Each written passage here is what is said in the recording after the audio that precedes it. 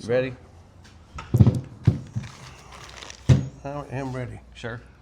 What's that? You sure? I'm positive. All right. Any more light? I ain't got much choice but to be ready. What's up, guys? Brian Callahan Garage. Got something really special that I've been waiting patiently for. This is my buddy Joe, and Joe is now going to build us a transmission for the 57. Now, it's got a Muncie 4-speed. Yes, those are awesome. They're great, but it doesn't travel on the highway. And since I daily drive this thing, I really needed a 5-speed.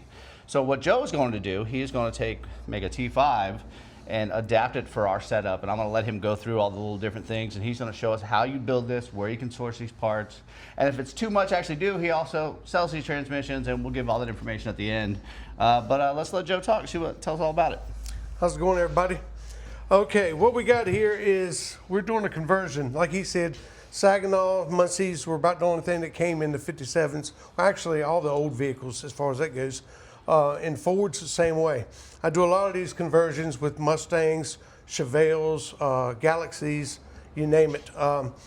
What you're going to need for this particular setup is you're going to need a casing from a 93 S10. It's got to be a 93 only S10 for it to have the Muncie bellhousing pattern, which is right here. Most of your T5s in your Fords and Chevrolets, everything newer than 93, had the Ford style pattern, which is very complicated to find. Question for you. So if I can't find that 93 because it's just difficult, do they make a plate, and do I have to use a different input shaft? Yes, they do. They do make a plate for that. They have a plate that's actually about 3/4 of an inch, half inch, 3/4 of an inch thickness, and it'll use the existing standard length of the shaft. This particular shaft here, we've had to narrow down 3/4 of an inch and have the splines redone so that it would accept this casing and be able to use it with the Muncie bell housing without it stopping and not being able to go flush against the guys. I like it. I like it. I like it. But they do sell that kit. It's generally about $250 for that adapter plate, and some of them come with the bolts, some of them don't. But all right, well let's get started and see what happens. All right.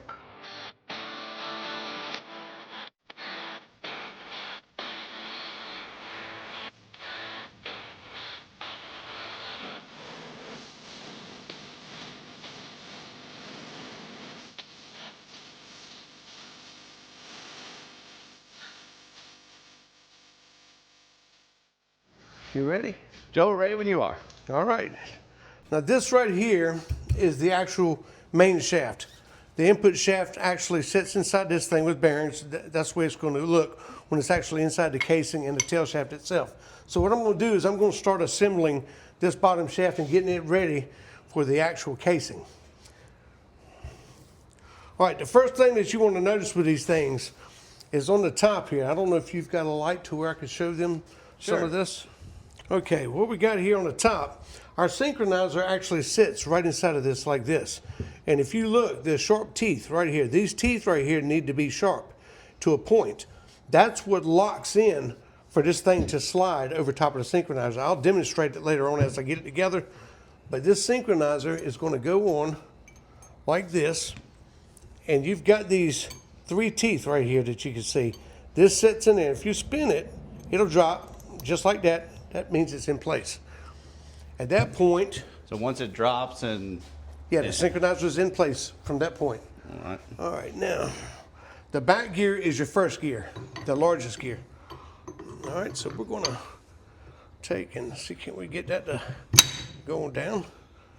That's in place. All right. Should be a back sheave right here that will slide over top of this. That's got those little etches in it right there for the oil. That's what feeds the oil to the bearing in the back. I gotcha. All right, and this is my new bearing. We're going to use this one. That one goes on there like that. That's the for it. Now I need my. This is your 5th gear, the upper 5th gear. Oh, that's the baby right there. Yep. Something I could put right here to tap. I might be able to do it with this. Let me see if I can do it. See if I can hold that up and get it out there, because this thing barely goes down and it presses itself decently. Yeah, I need something that's, let me look in your drawer. Let's see what I got. I can probably use that bigger one you had. What I'm trying to do is get this thing to tap down so it'll lock itself in place. Let me see here.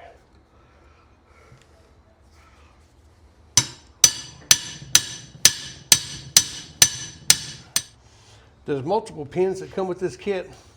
So what you have to do is you have to check the gap on it by setting it in the crease. That lets you know if it's the right one or if it's the wrong one. Because visually, most of them look a lot alike anyways. Let me see. Get them up in there. There we go. Yeah, that'll work. It's got the grips in it. Yeah. Yep, let me see if I can get that to go in there and hold its place. Come on now.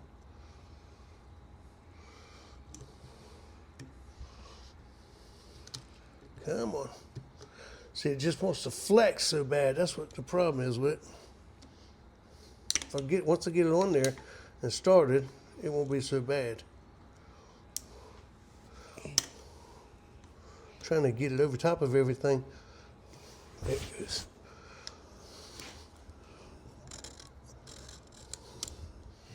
Now we can bring it on up here to where we can get the lock in.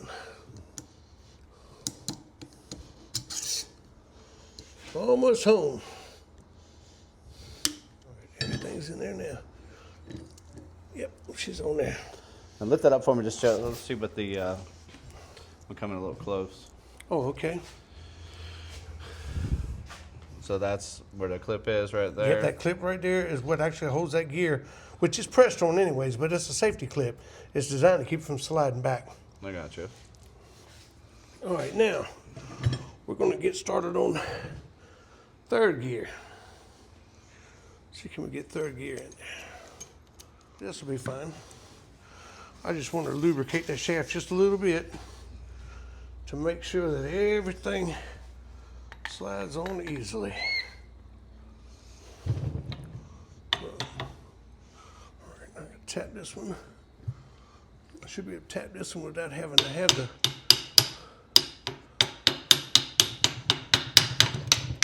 bingo. Now,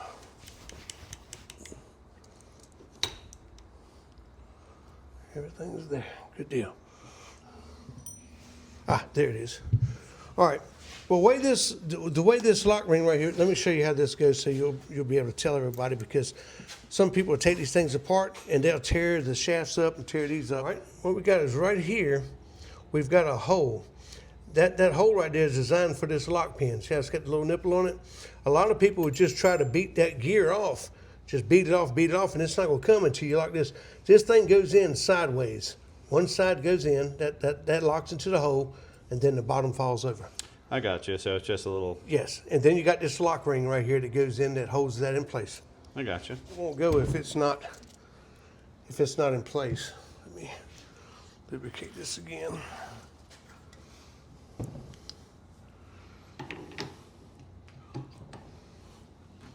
Bingo. And this is the way you can tell that you got everything straight. If you look at the top side of your shaft, everything right there between the gear and that shaft itself will be smooth, perfectly smooth. So you know that everything's right. If you get to where it's sticking up higher on the gear side, or either the shaft is sticking up higher than the other part, then it's not right. Something ain't right about it. Real quick. All right. Basically, it'll all be flush. I see what you're saying right there. Yep. Yeah. Everything right there should be flush like that. It should spin really easy. If it's up like that, or either down lower, it's not right. You know that something's wrong when you're spacing, whether you didn't get the lock ring on properly, or sometimes I've put these things together and forgot to put that lock clip in there. And then I'll be like, whoa, what's going on? But then this right here is the telltale sign. Saves you a lot of trouble. All right. The next thing we're going to do now is this is our third gear synchronizer. And this right here is what we refer to as a dog. This has got those teeth, like that other piece that I was showing you earlier, that are sharp. And the way this thing works is if you look at your synchronizers here, they got sharp teeth on those, and your gear has got a sharp teeth on the edge of it. What this thing does is it locks itself in place, and those teeth right there will slide just like that over top of the synchronizer and lock that gear in place. So when this gear is spinning like this, that synchronizer's job, when that gear is spinning, that synchronizer's job is to push down and it stops that gear from spinning so everything locks itself in place. If you're looking at this thing and you can spin that gear while you're pushing down the slightest little bit, that synchronizer is no good. But I'm going to show you guys once I get this together on how to tell by looking at the synchronizers from the top side, which you're probably familiar with it on the Muncies anyways. Yeah, I've had to replace a number 3 synchronizer after I had the whole thing together in the car. I did wait, a couple months because, I could drive 3 gears. It's fine. Oh, yeah. But What I'm going to do,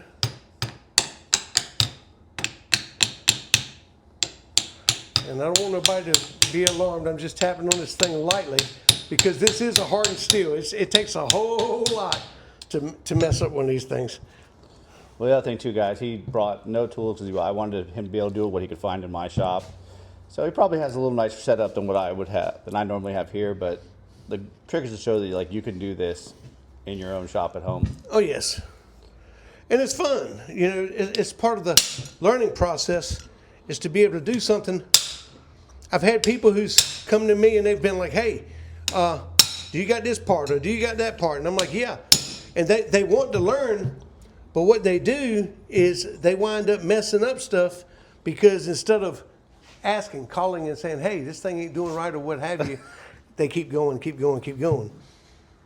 Now, this is generally a lot easier, guys, but what's going on is we're trying, do you mind holding this shaft up like this for me?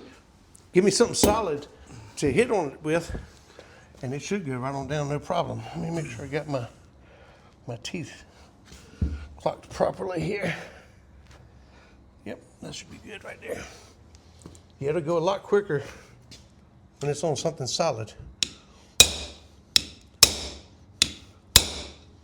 All right, now I can use this.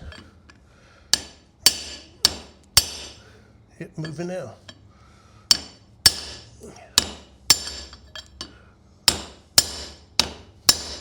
You don't have to worry about that top part because you got a bushing that slides over that, and that's the purpose of that bushing is to be able to. Let's see here. Too tight.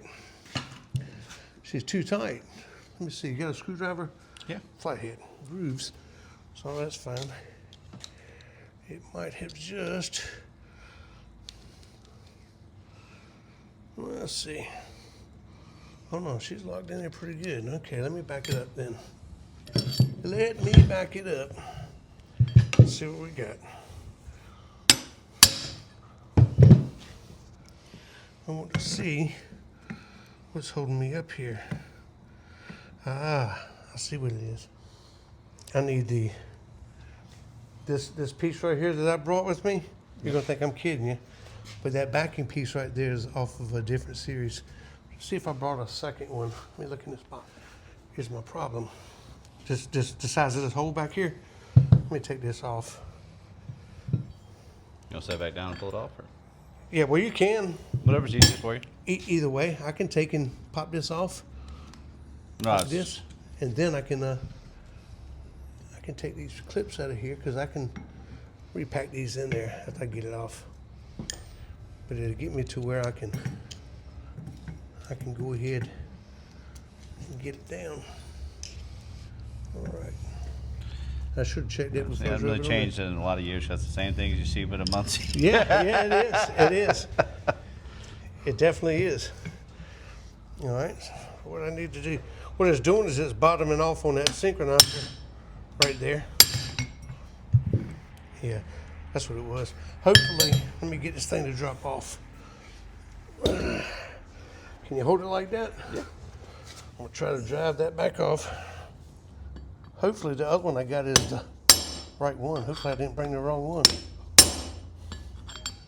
On the front of the shaft, there we go. That'll work. This will tell me what I need to know right here. Pray to God that this is the right one. Nope. Oh, yes.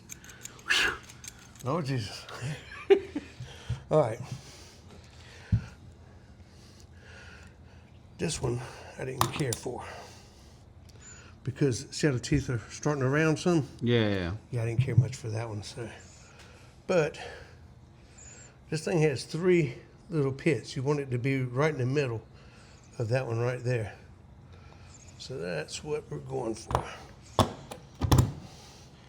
So amazing. I mean, the Muncie was, I don't know, I think like 61, 62, and they're exactly, like, it's almost the exact mirror. Isn't it crazy? Yeah, it's you know, they've just not changed that much. No, they did go forward, went with the new synchronizer setup, which was the, oh, this one already had, that's right. I didn't take those out, so I don't need that one. Make sure it fits the backside. Assembling the actual transmission. So we'll have all that. All right. So before we go further, Yes. so we've got, so go over the gears that we've had to put on here so far. Yeah, we put on first gear, and this is your dog assembly, which locks in first gear, and that one locks in second gear, and this is third gear. So this one right here, that's second gear, that's first gear. I gotcha. And then that just puts us in neutral position.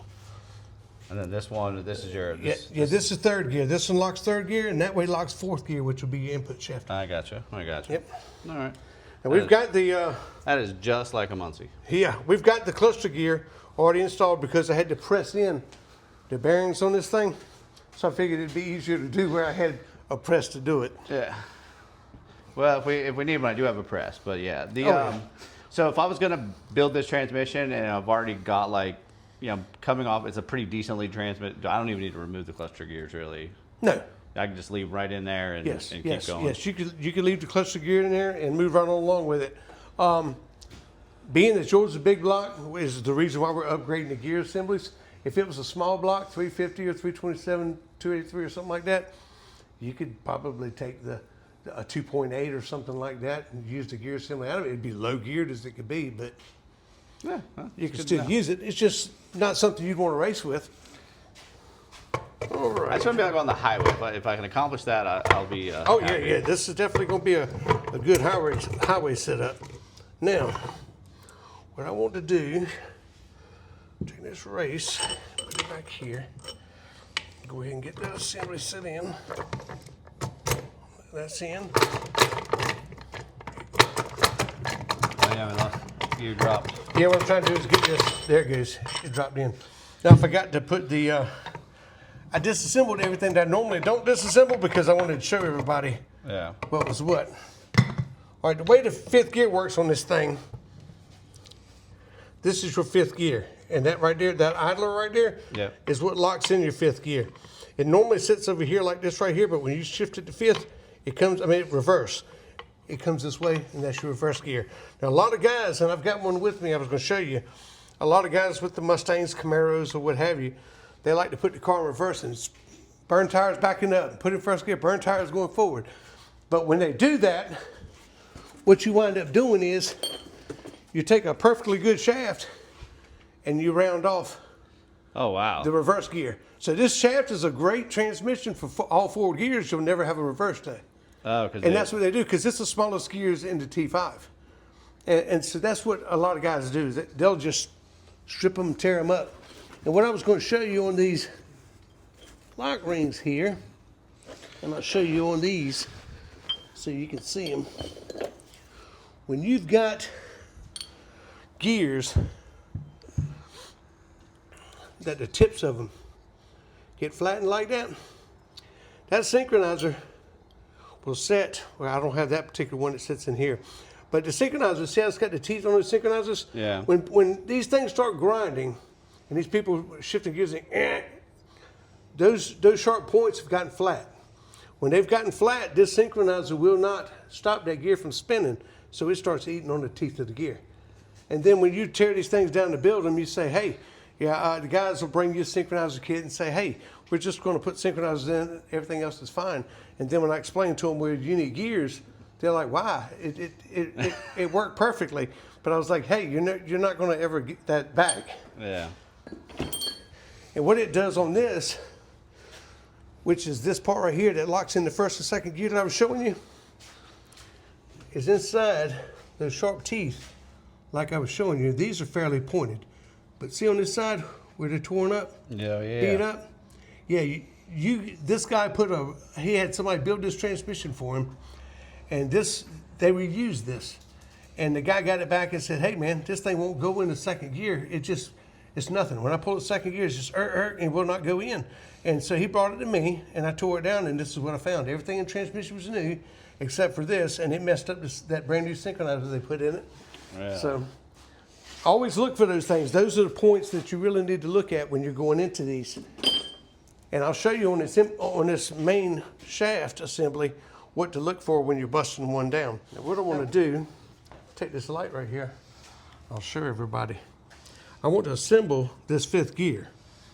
And what that is there is somewhere out here, and I know I got it here because I saw it. It's probably in that box. Lord Jesus.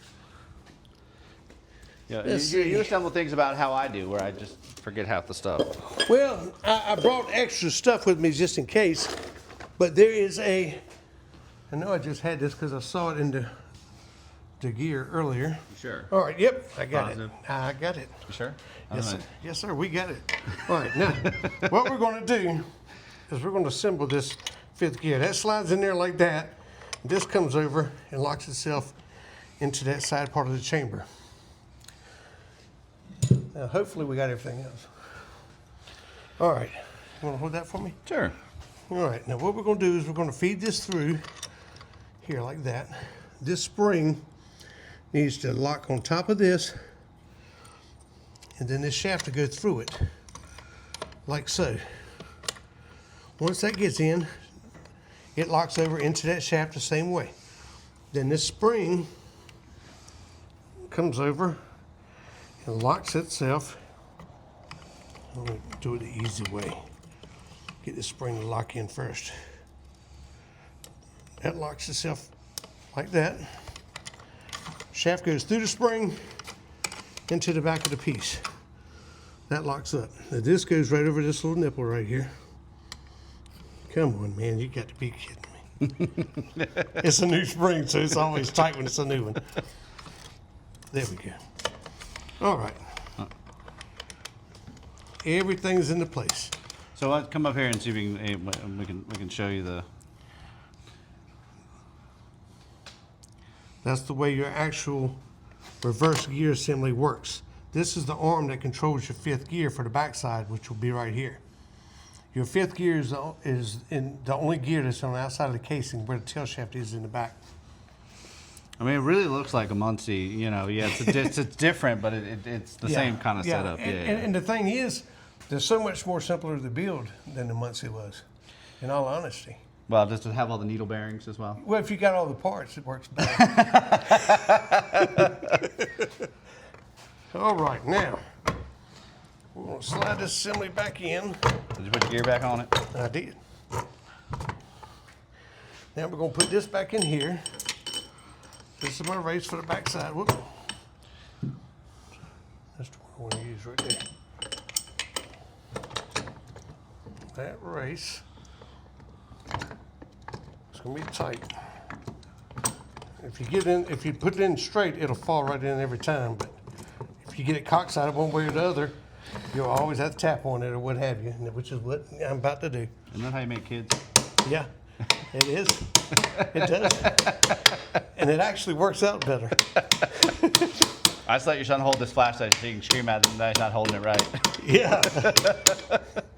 Trust me, his mother's told me that many times. All right. Now I got the bearing retainer here. What we're going to do is we're going to slide the fifth gear on the back side, right there like that. And you check to make sure everything spins properly, and it does. All right.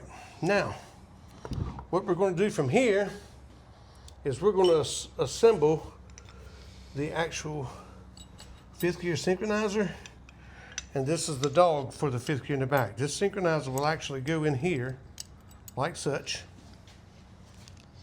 and it slides itself right up on there. Have your choice of Yep, that'll work. Harbor Freight's finest. Yeah, works for me. I'm gonna tell you, sometimes the cheap stuff's the good stuff. Well, you know what's funny is the Yeah, see how easy it went up there just then? She slid right on up now. is you know, Make sure that's locked in. It is. transmissions are always looked at as like the super clean environment. It's got to be all these specialty tools, and like I'm sure we're gonna get some hate on mine that we did this, we did that, and the other thing. But at the same time, like Yeah. trying to get a whole car that I have no money to get running. So Oh, yeah. yeah, you don't take Right. EBT, do you? Yeah. All right, that slides over that. That's the bushing. All right. And there should be a locking pin that goes right behind this. Let me see if my grooves. Can you visually see the groove there? Oh, I can. Yep. Okay. I don't know Good if we deal. can- Yep. We're great. That means we're doing something right. It means I had the parts for this part. Oh well, I mean, you know, hey, but as long as we got something right. But these things are really fairly simple to build. It's just you got a pair. Is that size? Probably. Well, you always hear about, you know, like I'm a mechanic. I don't work on transmissions. You know. Well, you know, I tell you, 35 years ago, I tell you how I learned how to build these things. It was by messing up about 20 of them. That's how I learned how to build Muncies. Yeah, it's a fact. I would have been lost. There you go. Perfect. If I hadn't brought all them extra parts, we would have been lost for real. All right. Make sure everything's locked in. Everything there is locked in. I like it. All right, let me tap on it, make sure everything's in there good. Yep. Oh, that's great. Now, remind me, because it's so easy to forget, this bearing goes right here.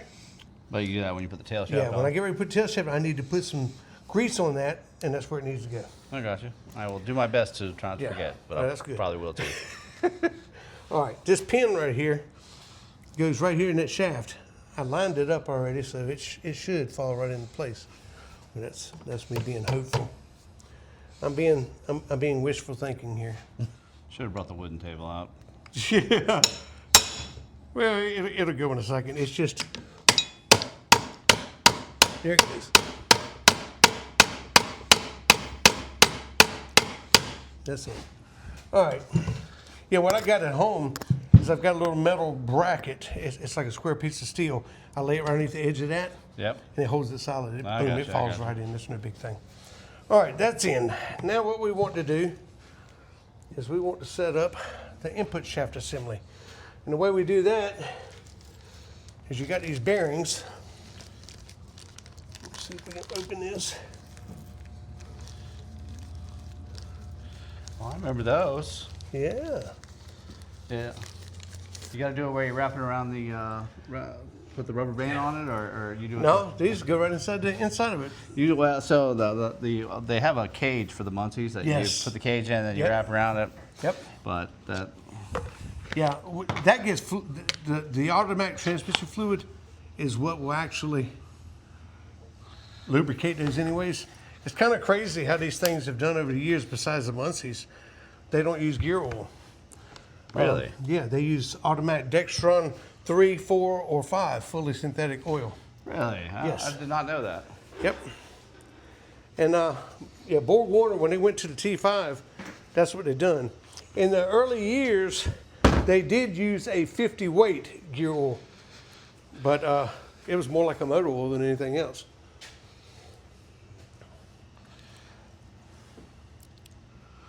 Put those pieces in there.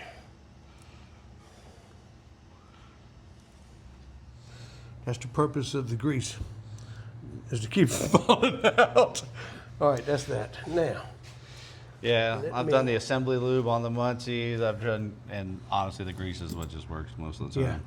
on this, what I'll do is I'll put me some grease on the inside of it because this bearing rides inside of that, just like that.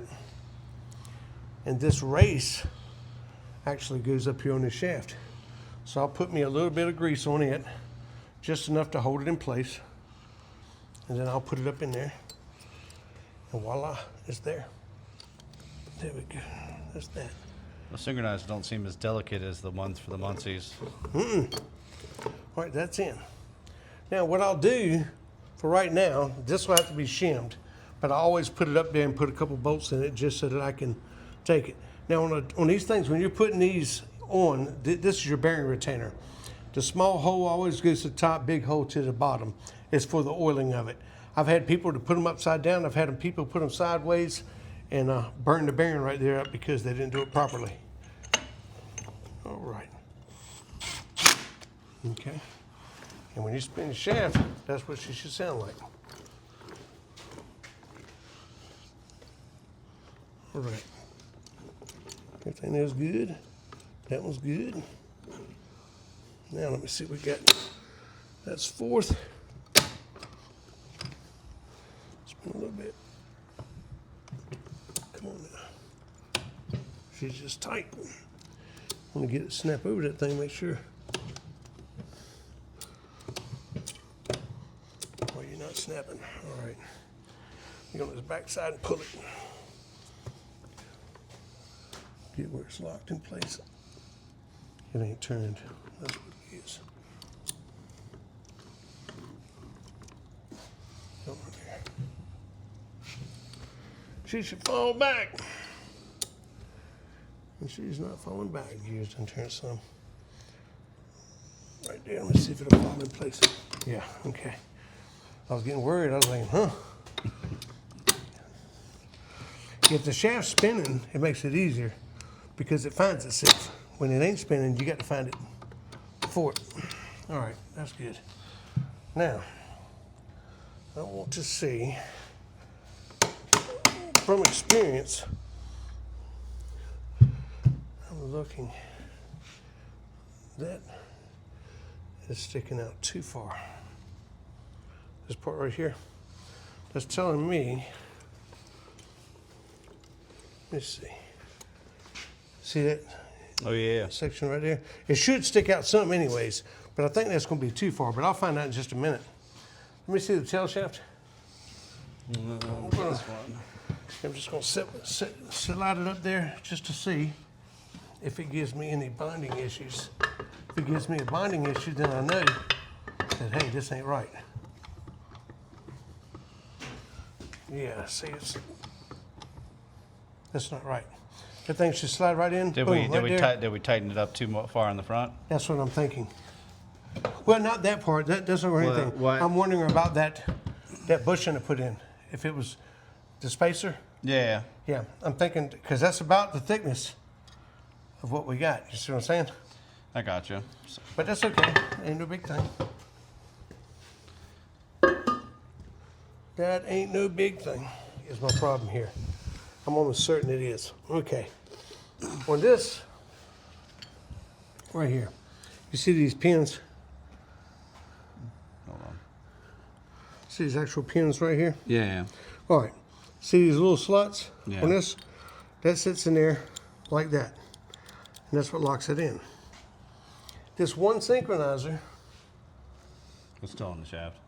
Oh. See how wide those are? So it's not. I think it's too thick. I got you. I think that's a synchronizer for another part. Because these, see all these went together fine. Yeah. They're just like they're supposed to be. So I'm thinking that synchronizer right there is what my problem is. Probably is. But I'm gonna check the thickness out on it, and then these are the only two pieces I need. I'm gonna leave everything else here just like it is. All right, guys. Well, with every great build or half-ass build or whatever I normally do, we're gonna stop for the night because we might have the wrong parts or not the right one. Yeah, but the synchronizer we're thinking is too thick on this. I grabbed a bunch of synchronizers when I was heading out coming over, and I think I may have grabbed the wrong one for this side. But the whole point of this whole project is like to really show what you can do with just the tools in your shop, and like, you know, this is not going to cost a fortune to do. Like, you know, it's not going to be your $4,000 transmission, but it's going to work and it's going to do the things it's going to do. So we'll pick this up tomorrow and we'll go from there. That'll work. Hard work in somebody else's shop. It's like, Oh, it's not so bad. so it's like messing with somebody else's woman. You just don't know where the right pieces are at. Yeah, isn't that the truth? But you can't give up. All right, that's that. Everything's there. All right, put some on the back side of it. That's just for dry startup, so we'll know all that's good. Now, we'll put this up there. And if everything's right, it'll be just like it was earlier. She'll fall up there in place, and she'll butt against each other. Oh, I forgot about that end. So we'll have to spin this around like this. So to be off of that. Tell you what, this should be a simple. Boom. Look at that. See how that goes? Perfection. Now, what we need to do is I always take and I'll put 2 of these screws in, one on each side. I'll take the impact and I'll tighten those 2 up. And then I will get everything up.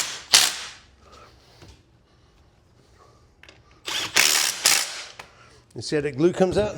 Yeah. That's plenty of glue. I mean, there's no need or silicone. There's no need for all that. All right, now, let me pull this back.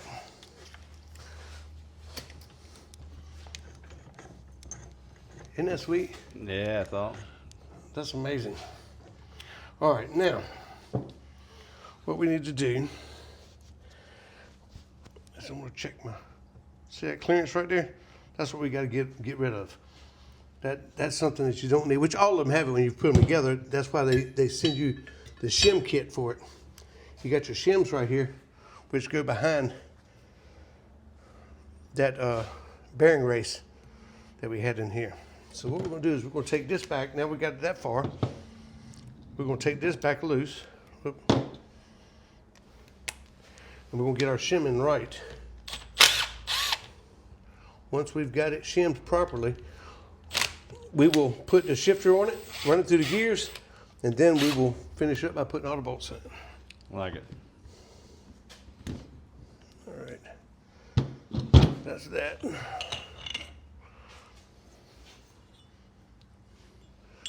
The way that felt, I believe we need probably the thinnest one. I'll go with this one. This one looks like, I like it a little snug because once it cranks and it runs, 5 minutes you can pull it back apart and it'll just spin just so easy. All right, remember the small hole top, large hole to the bottom.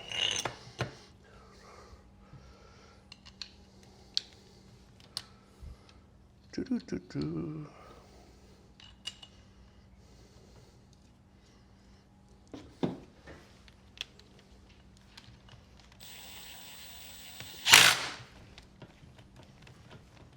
Got a 13 socket, so it won't be so snug.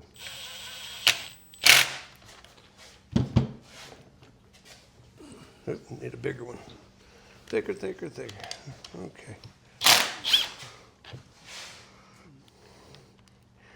Yeah, that was my mistake, because I told you 1/2 inch yesterday. Which I've done changed so many of these things, my 1/2 inches are worn slim out.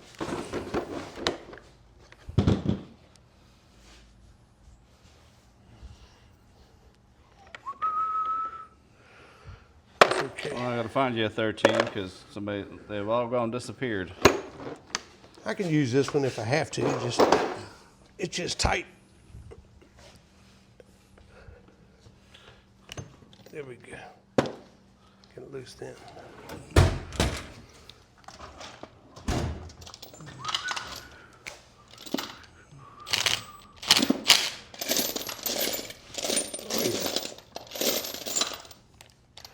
Yeah, you know, having a 57 model vehicle, you don't need too many metrics, do you?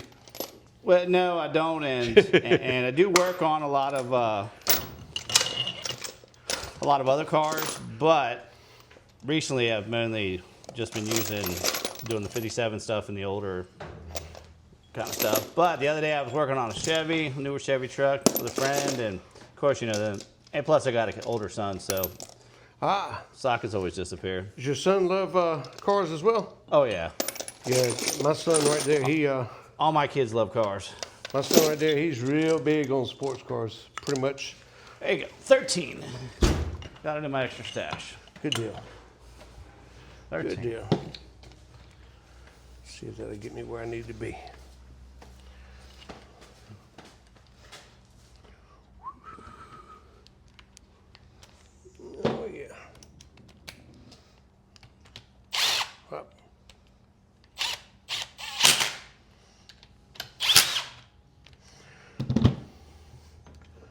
Perfect. So there's no, feel that, you'll see what I'm talking about. That's the maximum amount of play you'd want in a shaft. Oh, wow. See, the pilot bearing actually holds the shaft in place anyways, but you want it to where it's got just a tad bit, not a ton, enough. because you don't want the bearing to get worn out. I gotcha. But that's good. Okay, so we're good there. Now what we're going to do is we're going to assemble the actual shifter.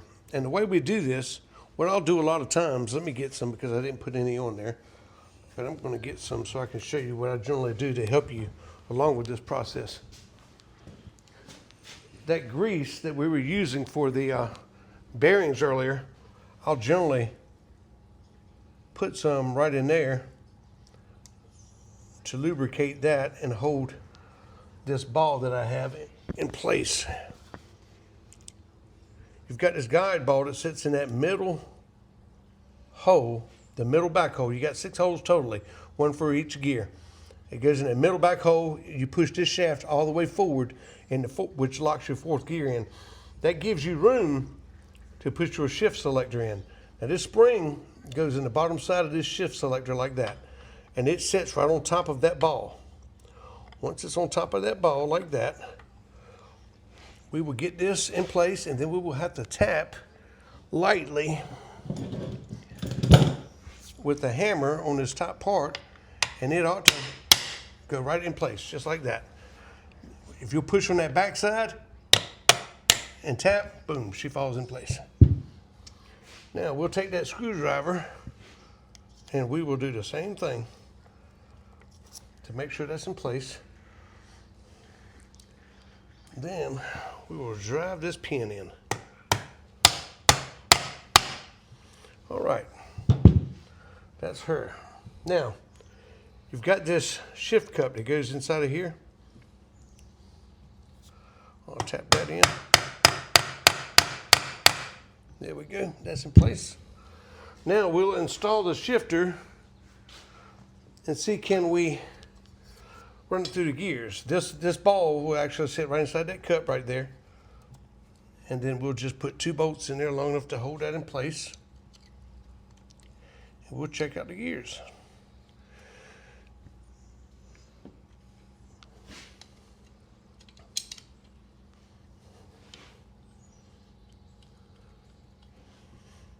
It's starting to look like a transmission, isn't it? Yeah, it does start to look like transmission. I'm getting excited. All right. That's that. Now, that's 1st gear, 2nd gear, 3rd gear,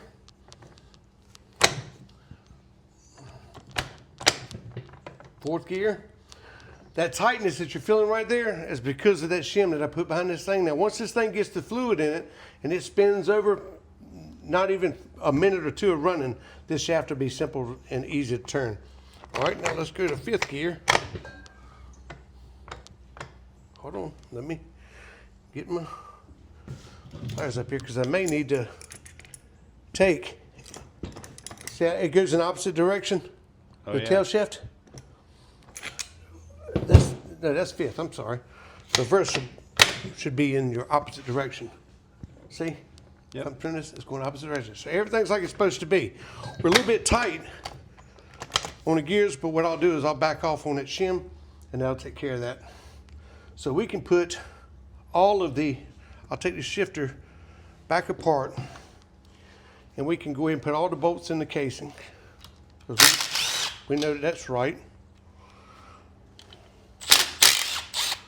I think you got a car for this, don't you? I do.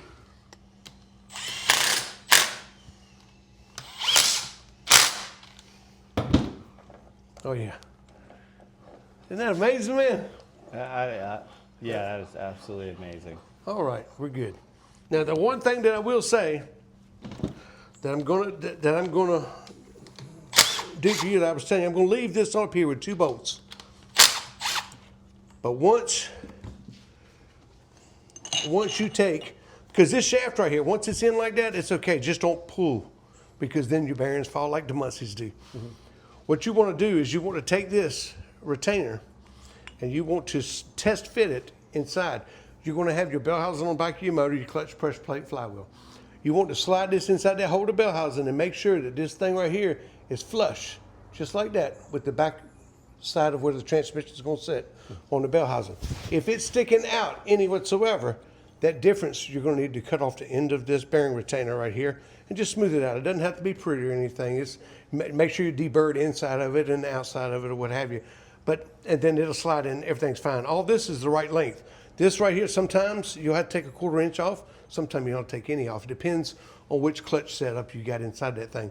But once you're done with that, you want to take a thin bead, and when I say thin bead of silicone, go right into this crack right here, all the way around this thing, and then take your finger and flatten it out, smooth it around like that right there. Small hole to the top, which will be like that. And when you butt it up, you'll see the glue come right up the corner of the thing. And she's a done puppy. This is your drain plug, which is already tightened and sealed.